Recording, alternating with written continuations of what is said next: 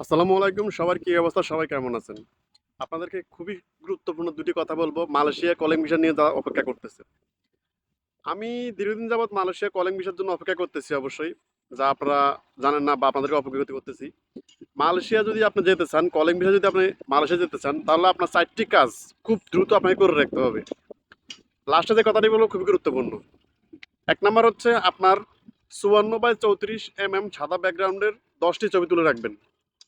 ৫৪/৩৪ passport সাইজের ১০ copy ছবি সাদা ব্যাকগ্রাউন্ডে তুলে রাখবেন ১। দ্বিতীয়ত হচ্ছে আপনার পাসপোর্টের মিনিমাম ১৮ মাস মেয়াদ থাকতে হবে।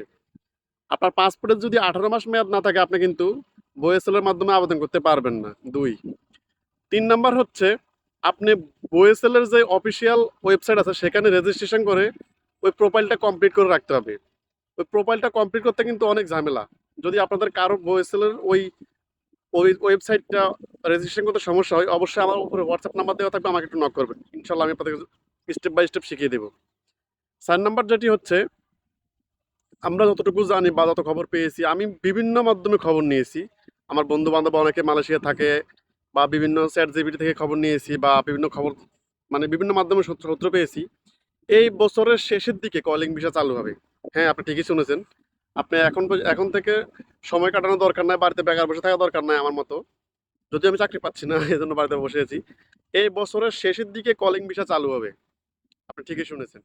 অতএব আপনার যে কাজগুলা করে রাখতে হবে, ছবি তুলে রাখতে হবে ১, দ্বিতীয়ত বিএমইটি অনুমোদিত ওয়েবসাইট বইএসএল এটা রেজিস্ট্রেশন করে রাখতে হবে ২, ৩ নাম্বার হচ্ছে ছবি তুলে রাখতে হবে।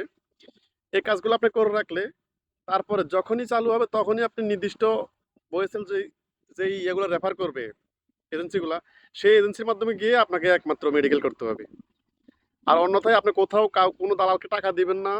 তারপরে কোথাও গিয়ে অগ্রিম মেডিকেল করে রাখবেন না। এগুলো যদি আপনি করে রাখেন আপনার কাজে লাগবে। ধন্যবাদ। আসসালামু আলাইকুম।